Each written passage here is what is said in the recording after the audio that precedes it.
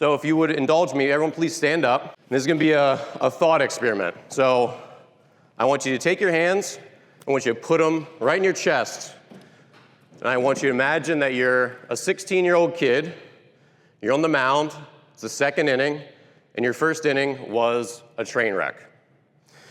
The hitter steps out of the box and, doing what hitters do, being annoying, right? Doing their batting gloves, whatever they're doing. And in that time gap, you look over through the fence, and you see this spot in the bleachers where your girlfriend used to sit. She dumped you 2 days ago.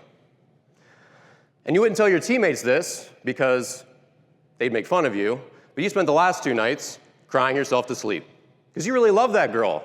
First love, she really broke your heart. And now you're out here trying to pitch, trying to be good for your team, but man, it's not going well, and you see that empty spot on the bleachers. And then you look down at your shoes, and you think, there's 4 starters on this team.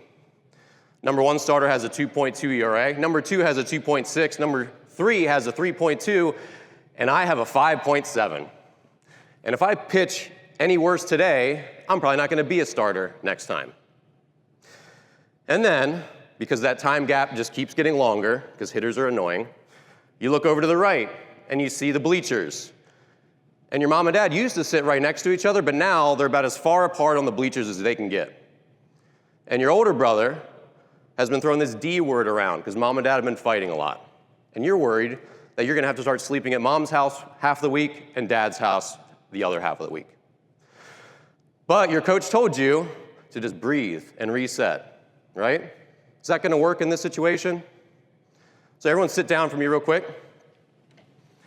So I think the question is, in situations like this, because we often think of major leaguers, these high-level ball players, of being these robots who don't feel the pressure, right? But that's absolutely not true. They go through the personal stuff like everyone.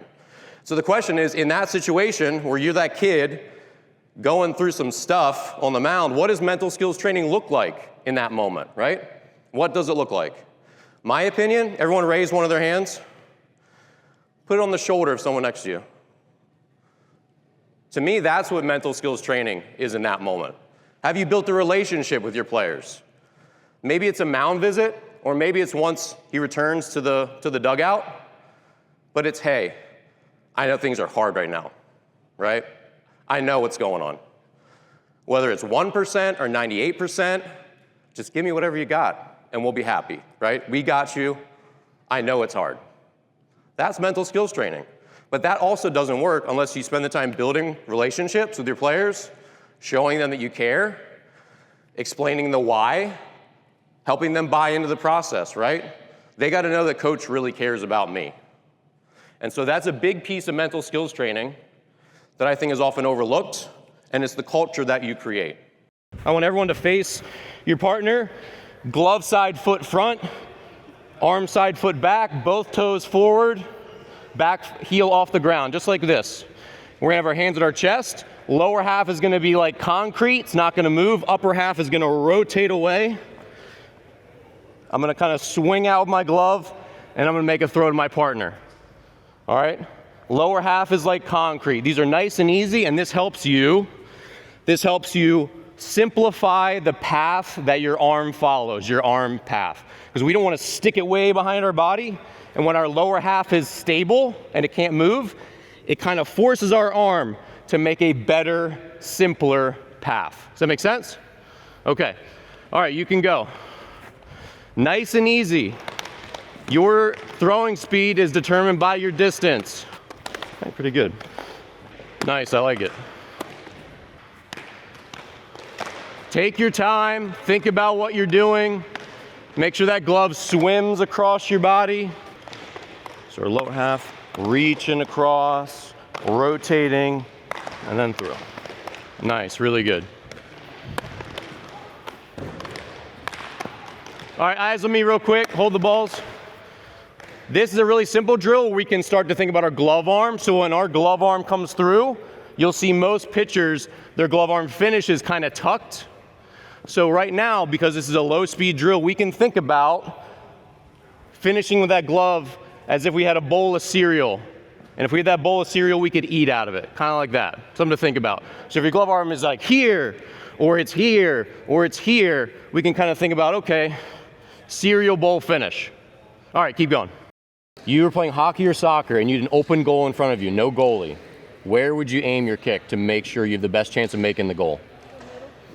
The middle. Why? That's the right answer. Why would we aim down the middle? Why not the corner? Most space. Most space, so in like all directions, right? So in baseball, sometimes the catcher will set up right down the middle of the plate, right? But as a hitter, you all know, like, that's basically where you want the ball. You want to smash a pitch that's right down the middle, right? So why does this make sense? The catchers set up down the middle so often. Anyone have a guess? Yeah. Some people aren't good at it. Okay. I mean, all of us aren't good at it. In the big leagues, guys still miss their spot like 60% of the time, 70% of the time. They're not going to hit the mid exactly. They're going to move. It's going to move, right? Yes. People always think you can rule on it. That's true. Hitters aren't as good as we think they are, right? Yeah. So the batter doesn't know where the pitcher's going. Okay, that's a good answer. So the main reason that catchers will set up down the middle is because it's the same principle as the open goal in hockey or soccer. If the catcher sets up down the middle, he's not doing it because they want to hit that spot because it's a bad spot, right? They're doing it because they know now my pitcher can miss here and it's still a strike. My pitcher can miss here and it's still a strike. Here. We have more margin of error to miss and still get a called strike, and now we're ahead in the count. Does that make sense? So that's important because one of the big things as pitchers, we don't want to try to miss bats. If we're trying to miss bats all the time, we end up throwing lots of balls and we fall behind, and then guess what happens?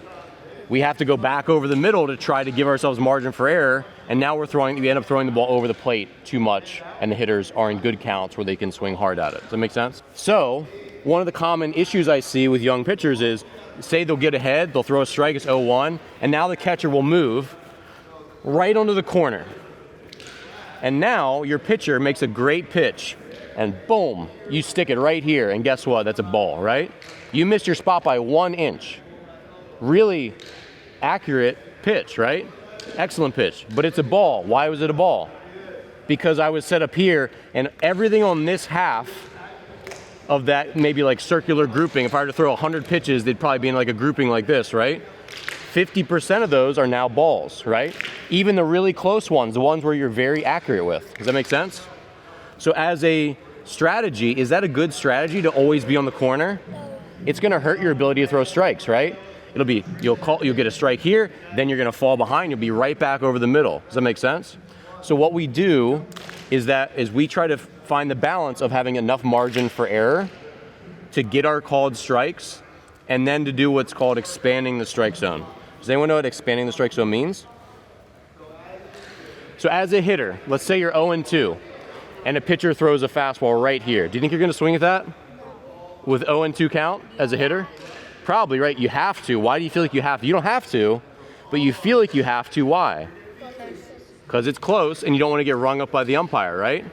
That's close enough, and this is what we call expanding the strike zone.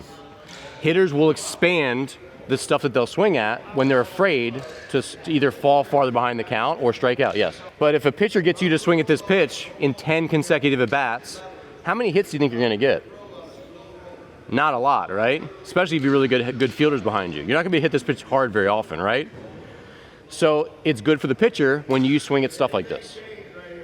So as pitchers and catchers, the way we can form a good pitch calling strategy is to move our mitt and how much margin of error we give to our pitcher based on our target according to the different counts.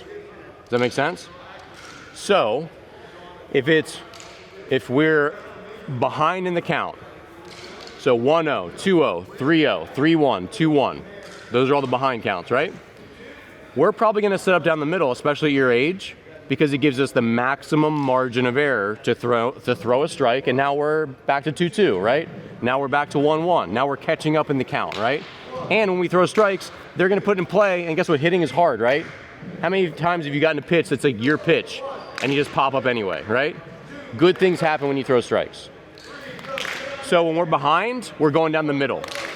Now in the other counts, we start to cut the plate in half. So this is halves. We put one ball, we set up with our catchers, the center of their body is in the center of the half or that half, inner or outer.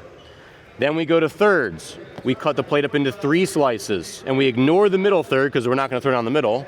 So it's inner third or outer third. And then we'll go corners, we'll elevate a fastball, or we'll bounce a breaking ball. Throw a pitch that starts in the zone and ends up unhittable by the time it reaches the plate. Make sense?